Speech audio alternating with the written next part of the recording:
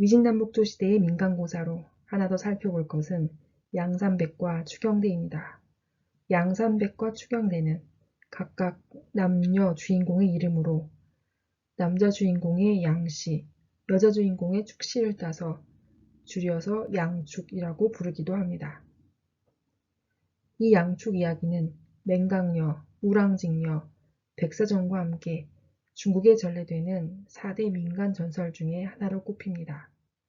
그만큼 중국인들에게 사랑받는 비극적인 이야기 중에 하나이죠. 이 이야기는 남장을 한 여인이 학교에서 공부하면서 우정과 사랑을 키우지만 당시 예법과 제도에 좌절하여서 남녀가 한 무덤에 묻힌다는 내용입니다.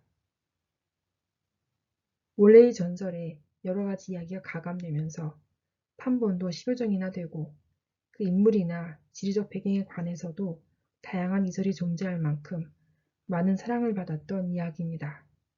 백사전이 인간과 요괴라는 넘을 수 없는 경계에서 갈등하는 이야기였다면 양산백과 추경대는 계급과 신분 사이의 경계 사이에서 갈등하는 이야기입니다.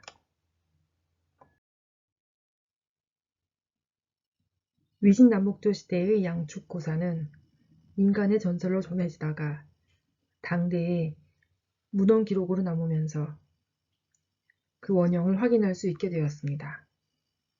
당대 양제언의 십도사 번지에는 양축설화와 관련된 최초의 기록인 의부총고사가 수록되어 있습니다. 이 서사의 원형은 동진 말기에 형성된 것으로 보이는데 대략적인 내용은 두 남녀가 만나서 학문을 닦으면서 서로 사랑에 빠지게 되는 이야기입니다. 집안의 반대로 결혼할 수 없게 되자 남자가 먼저 죽고 그 무덤에 여인도 함께 합장되면서 의부총이라는 이름을 가지게 되었다고 합니다. 우리 강독 자료에는 장독의 선실지의 기록이 수록되어 있습니다. 양축 고사의 서사가 더 구체적으로 세밀하게 기록되면서 양축 설화의 기본 서사 구조의 토대가 마련된 것을 볼 수 있습니다. 여기서는 남녀의 비극적인 애정감을 강조하는 이야기로 발전되었습니다.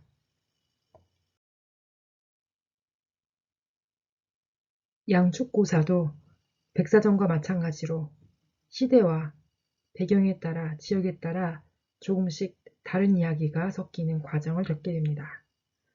송대에는 고금정사라는 책을 통해 양축설화에 화접화소가 더해지는 것을 발견할 수 있습니다. 화접이라 하는 것은 나비가 되어 날아간다는 뜻으로 이때 화소는 모티프의 우리말 의미이죠. 우리말 해석이죠. 양산백과 추경대가 함께 합정된 이후에 나비가 되어 날아간다는 이야기는 송대 때부터 더해지게 된 것입니다. 그리고 원대 때부터는 양축설화가 희곡 작품에 나타나기 시작합니다. 백박의 작극 양산백이 있었다고 하지만 현재 전하지는 않고 있습니다. 그러나 그 이후로 원명 교체를 거치면서 작극과 희극에서 상당 부분 그 이야기들이 원용되고 있습니다.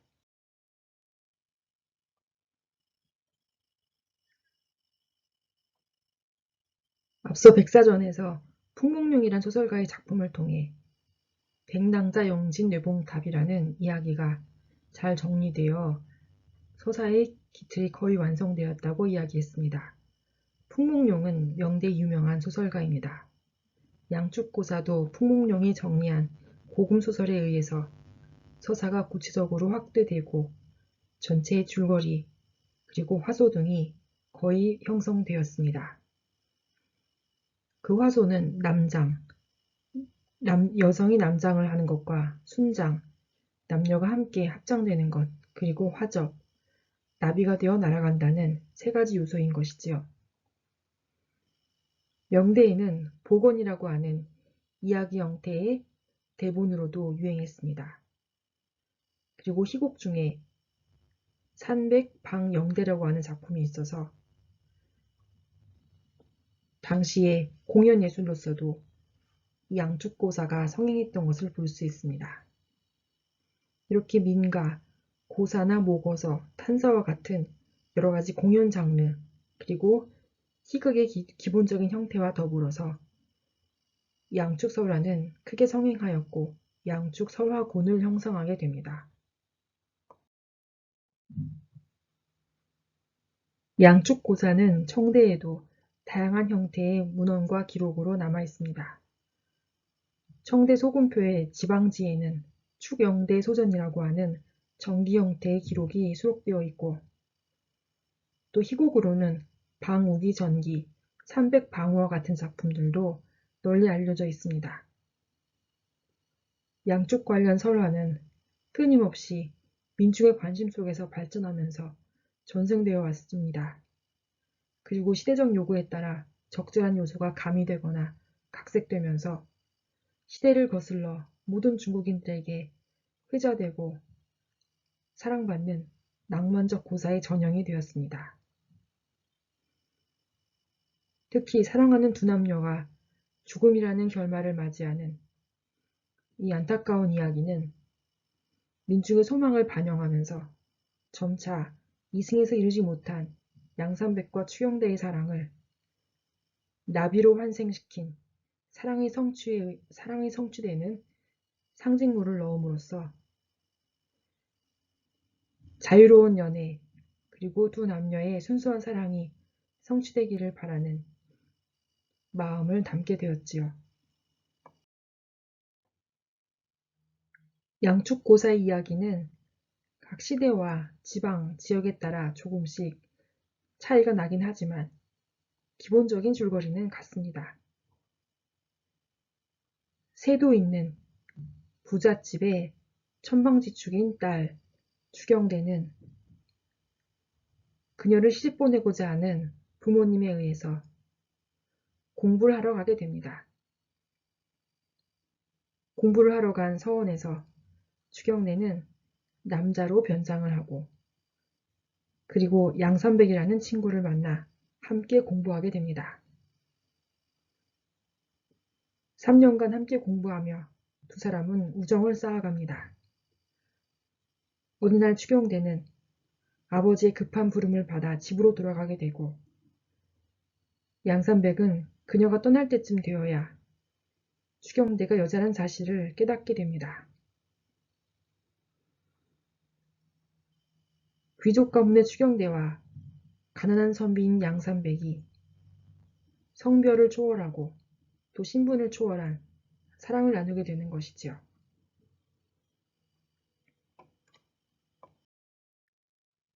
양산백과 추경대는 혼인을 하기로 함께 약속하였지만 추경대는 부모의 뜻대로 역시 세도가의 자식인 마문제와 결혼하게 됩니다.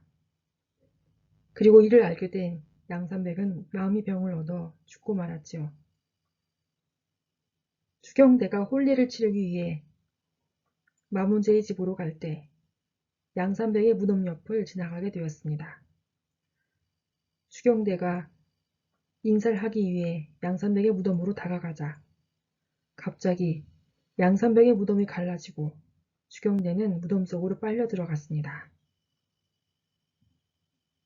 둘의 영혼은 나비가 되어 날아가는 모습이 보였습니다. 귀족 가문 출신의 추경대와 가난한 선비인 양산백이 성별 그리고 신분 나중에는 죽음까지 초월하는 깊고 순수한 사랑을 보여주는 이야기입니다.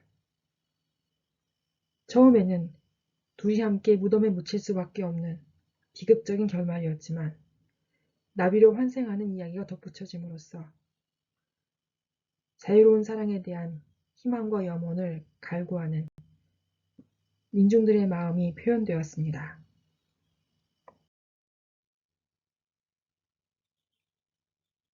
양산백과 추경대의 고사가 만들어진 위진남북 조시기는 왕조가 자주 바뀌고 하루 사이에도 군신 간의 쿠데타가 일어났던 극심한 혼란기였습니다.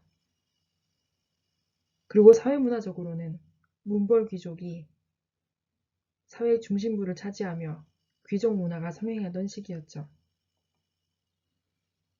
이런 배경에서 양산백과 추경대는 귀족 가문의 추경대와 비난한 출신의 양산백이 그 신분의 차이를 뛰어넘을 수 없었기 때문에 비극적인 결말을 맞이하며 죽음을 초월하는 사랑 이야기로 발전하게 되었습니다.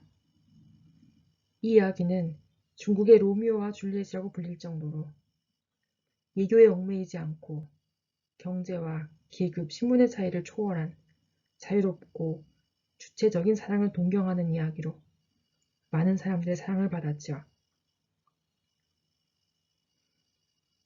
그러고 보면 백사전 이야기도 어찌 보면 인간과 유괴라는 그 경계를 초월하는 사랑 이야기고 양상백과 추경대도 경제적인 신분, 계급을 초월하는 사랑 이야기가 되겠군요.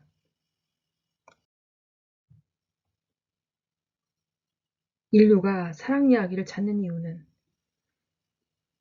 애정이야말로 가장 강한 막을 수 없는 추동력이고 또 인류 보편성을 가진 주제이기 때문일 것입니다.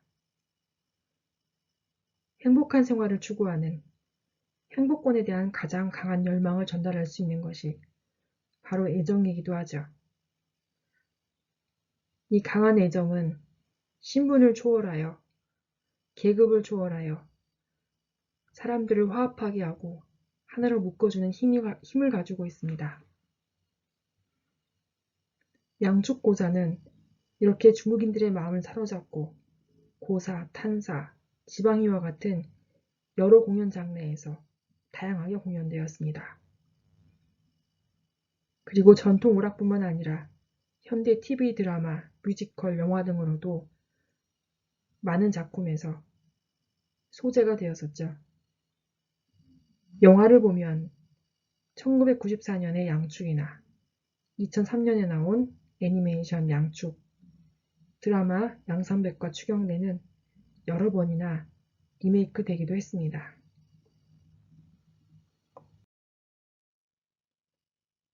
다양하게 리메이크된 양축 고사 중에서 우리는 이번에 영화 양축을 감상해보면 어떨까 합니다. 1994년에 서국 감독이 만든 작품으로 주연은 오기룡, 양채니입니다.